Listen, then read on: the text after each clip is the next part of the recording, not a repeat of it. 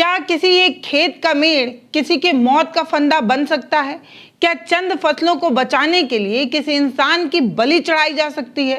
किसी इंसान की जान ली जा सकती है? सवाल तो यही है। हम बात कर रहे हैं उत्तर प्रदेश के बक्सी का तालाब इलाके की, जो पहाड़पुर गांव में आता है। मेरे पीछे जो आप मौत का मातम पसरा हुआ देख रहे हैं, वो कोई हादसा नहीं है, बल्कि सिस्टमैटिक मर्डर है। वो चीख चीख कर बता रहा है। एक हंसता खेलता परिवार, जिसमें एक जवान पत्नी, 2 मासूम बेटियां और एक खौफनाक साजिश। खेत में जानवरों के नाम पर दौड़ाया गया 440 वोल्ट का करंट, जिसने अमित की जान ले ली। ये खौफनाक दास्तां जो है, उसके हम पढ़ते उधेड़ने की कोशिश करेंगे।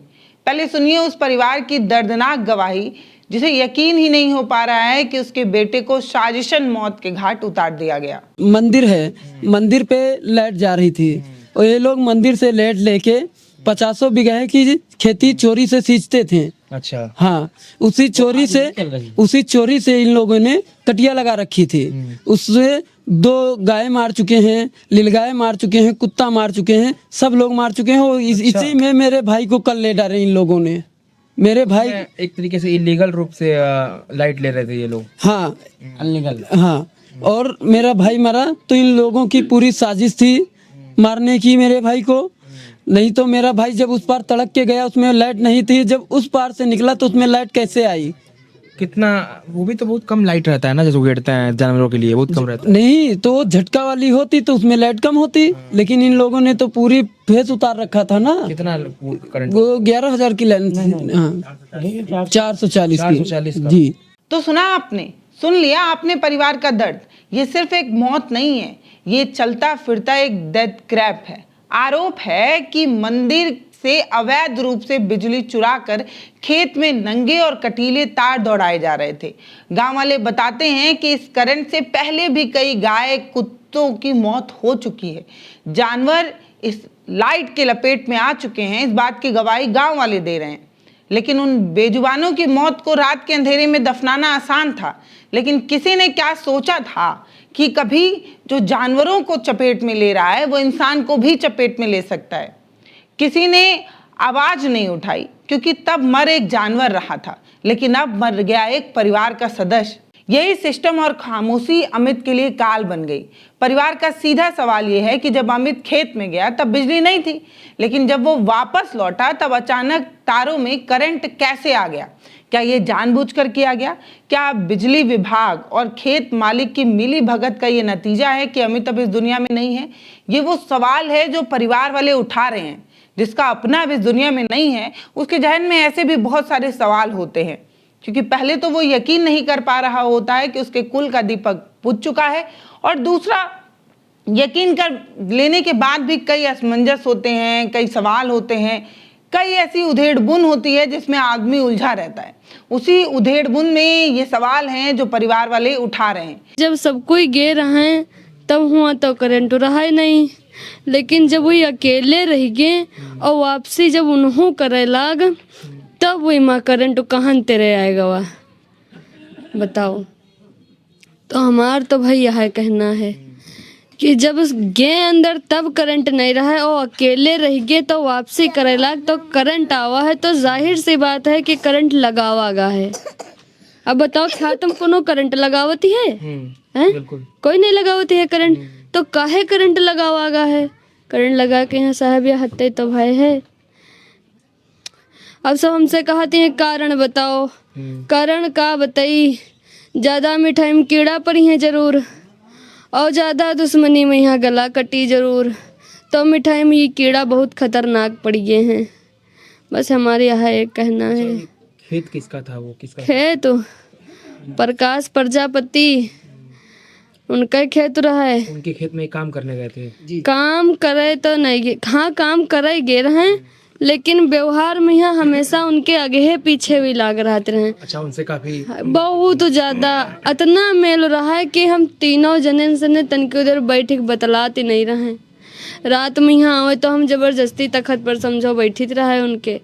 आवे सुबह चले जाए 6 बजे चाय पी के, मन हो तो दोपहर में घर टहले आवे, और अबो करें तो तुरंत फोन कर दें, फिर चले जाएं।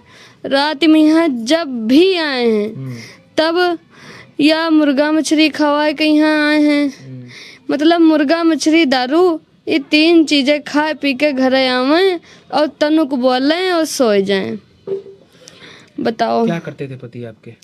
काम पति हमारे तो शटरिंग कर काम करती हैं, लेकिन ये घामे में यहाँ करे नहीं जाती हैं, ज़्यादा जाड़े में यहाँ नहीं करे जाती हैं, बस ज़्यादा से ज़्यादा हल्की ठंडी में यहाँ जब काम रहे तो कई लेती रहें और ठंडी में काम करती रहें। बाकी पूरी गर्मी घर हम रहती रहें, काम में नहीं जाए मगर घर में नहीं रुके, हुआ ही रुके रहें। ये भैया तो हमारा भे बीमार हो लाग, धीरे धीरे दिन भर गिनगिनाती है, हाय के बुखार कल रात में यहाँ आएगा रहे। अब हम दवा पानी खाते रहे तो तुरंत दौड़ जाते रहे, अब को दौड़ी चाहे जहाँ बुला लीत रहे दौड़ी आवत रहे फटते ने तो बरबराए कहाँ तुम चली जावा करो, हमरे चक्कर में यहाँ ना पड़ो। अब कली तनिक दवा धरी रहा वह पिया दिन न है, अब जैती है दौड़त तो बड़ा रोई लागती है। तो ये सब तो बीमार हुई करी हैं, वही घर में भी रहे तो नहीं पूछती हैं, और भीड़ चली जाई तो सब पूछी हैं तो खुट क्या जी हैं, बीमार तो हो जीबे करी हैं। हमार व्यवस्था जो जल्दी नहीं करी है तो हम कहाँ ते रुपया लेबे, और कब से कामे पर नहीं गए हैं तो घर में अब की पैसा नहीं बचा है तनको, वही पार बचन है मुंडन मुंडन में यहाँ लगा दीन, मुंडन में यहाँ उनका अब है जल्दी ही भवा रहा है तो पैर टूट गया है, पैर नहीं ठीक भा है उनका। बताओ कितनी तंगाई आ गए हमारे ऊपर।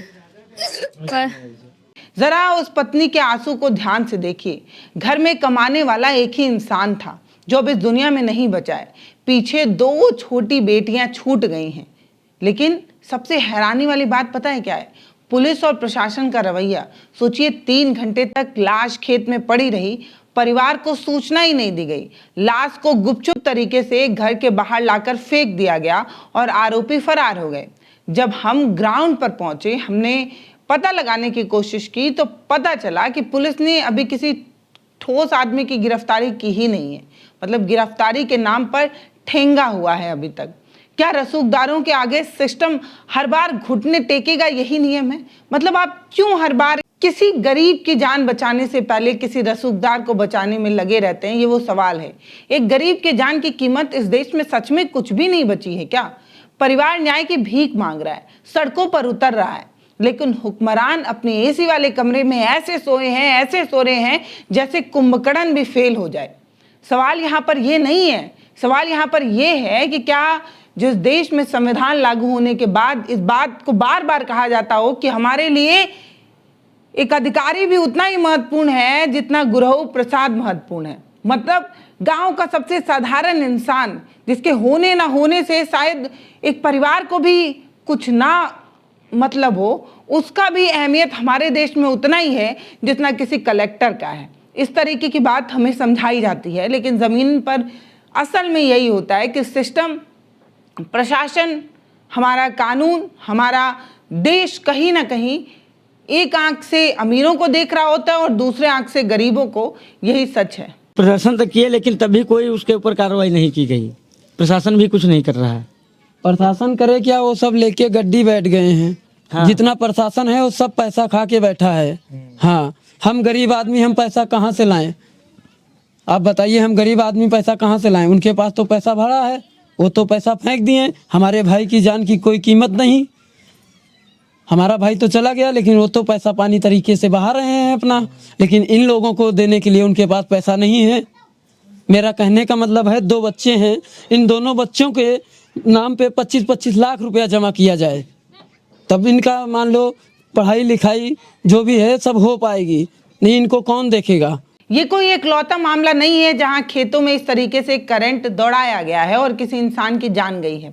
दरअसल हमारे यहाँ अगर आप मीडिया रिपोर्ट को थोड़ा सा खंगालेंगे तो आपको पता चलेगा कि किसान छुट्टा जानवरों से बहुत परेशान है और छुट्टा जानवरों से अपनी फसल को बचाए रखने के लिए इसी तरीके से खेतों में हाई टेंशन के तार जो है वो बिछाए जा रहे हैं। दौड़ाए जा रहे हैं। ये कितना जानलेवा है, ये ट्रेंड कितने ज़्यादा लोगों की जान ले चुका है, ये सुनकर आप हैरान हो जाएंगे कि उत्तर प्रदेश और बिहार में इस तरीके की घटनाएं बहुत सारी आ चुकी हैं। दैनिक जागरण, अमर उजाला जैसे अखबारों ने इस पर बहुत सारी रिपोर्ट प्रकाशित भी कर ली हैं। पिछले साल सीतापुर, लखीमपुर खीरी, बहराइच ऐसे ही अवैध बिजली तारों को किसानों ने अपने खेतों में बाउंड्री की तरह चलाया और कई मजदूरों की जान जो है वो चली गई। इन्हें पता नहीं होता है कि कब तारों में जो है वो बिजली आ जाएगी। दरअसल अवैध तरीके से कई बार तार जो है वो जोड़े जाते हैं, जोड़कर तार जो है वो चला दिए जाते हैं। जब बिजली नहीं होती है तब कोई भी उस तार को छूता है तो बच जाता है, लेकिन अचानक से अगर तारों में बिजली आ जाए तो ये इतने हाई पावर होते हैं कि किसी इंसान को चूस कर झटकने में भी कुछ सेकंड का ही समय लेते हैं। हर बार प्रशासन इसे हादसा बताकर रफा दफा करने की कोशिश करता है, लेकिन ये हादसा नहीं है, ये हमें समझना होगा। ये पहली बार नहीं है और ऐसा आखिरी भी नहीं है, क्योंकि जिस तरीके की लापरवाही बढ़ती जाती है उस पर सवाल है।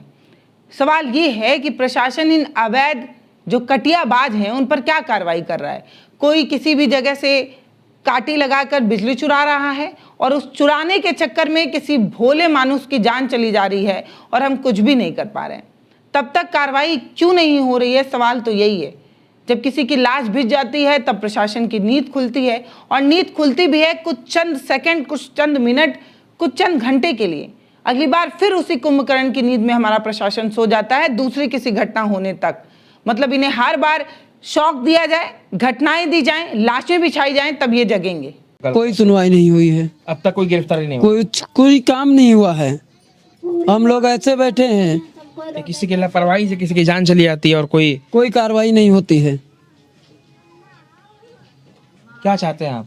हम चाहते कुछ नहीं, मेरा कहने का मतलब ये है कि 2 बच्चे हैं, मेरी भाभी हैं, सिर्फ इनका तीनों लोगों का बंदोबस्त होना चाहिए, इनकी देख रेख हो 20 साल तक। बाकी हम लोगों को कुछ नहीं चाहिए, सिर्फ इनको तीनों लोगों को लोग जो भी करना है करें। अच्छा, जो फोटो दिखा रहे थे आप लोग, फोटो अभी, उस फोटो में उन्होंने तार को हाथ से पकड़ा हुआ था। वो तार हाथ में पकड़े हैं, जब इधर से गए हैं तो वही तार पर तड़क के गए हैं, तब कोई करंट नहीं था, लेकिन जब उधर से वापस आए तो उसी में करंट था। फिर हाँ कटे रहेगा जी। उसके बाद से क्या तार को आप लोग ऐसे उसी हालत में लेकर फोटो कौन खींचा था? वो जब वो फोटो किसने खींचा था? फोटो गांव के लोग खींचे, हम लोग घर में कोई आपके घर पे शो आया था ना? हाँ वही लोग लेके आए हैं मौके से। ना कोई पुलिस बुलाया गया, ना कोई हमें घर वालों को सूचना दी गई, वो लोग खुद उठा के यहाँ डाल गए। हमारे द्वारे पूरा पंचनामा हुआ, नहीं दी गई, हम लोगों को कोई सूचना नहीं दी गई। नहीं, मेरा कहने का मतलब तो ये था कि जब वो वहाँ खत्म हुए तो पंचनामा वहीं भी होना चाहिए था। मेरे घर पे क्यों लेके आए हो? प्रशासन बुलाते या पुलिस बुलाते, वो लोग वहाँ पे मौके पे जाके अपना पंचनामा बनाते। आज अमित के चिता की आग भले ही ठंडी हो गई है, लेकिन इस परिवार के सीने में आग अभी भी जल रही है। वो आग है न्याय की, वो आग है न्याय मांग लेने की, और ये तब तक नहीं बुझेगी जब तक इस परिवार को सच में जस्टिस नहीं मिल जाता, न्याय मिल नहीं जाता। तब तक असली दोषियों को सलाखों के पीछे जब तक नहीं पहुंचा दिया जाएगा, वो लोग जिन्होंने अमित की जान ली, उन्हें सलाखों के पीछे पहुंचाना सिर्फ दायित्व की बात नहीं है, सिर्फ जिम्मेदारी की बात नहीं है, ये आपका कर्तव्य है। ये बात आपको समझनी होगी। 2 मासूम बच्चियों के सिर से उसके पिता का साया उठ चुका है, ये बात आपको समझ आ रही है? हमारा प्रशासन फाइलों में समझौता ढूंढ रहा है, कैसे मैनेज कर लिया जाए, कैसे रफा दफा कर दिया जाए, कैसे फाइलें दबा ली जाए। ये शर्म की बात है, सच में शर्म की बात है। हम ग्राउंड जीरो पर हैं, सच्ची तस्वीरें दिखा रहे हैं, इस मामले पर हम खबर कर रहे हैं, क्योंकि हमें चिंता है उन बच्चियों के भविष्य की। 25-25 लाख रुपए मुआवजा देने की बात हो रही है, दोषियों पर हत्या का मुकदमा दर्ज करने की बात हो रही है। लेकिन ये कब तक होगा? जब तक मीडिया ट्रायल चलता रहेगा तब तक, जब तक 4 लोग बात कर रहे होंगे तब तक, क्योंकि प्रशासन को भी ये बात पता है कि आज चर्चा है, कल नहीं होगी। देश के पास अलग अलग मुद्दे हैं ना भाई, एक ही मुद्दे पर कोई टिका थोड़ी रहेगा।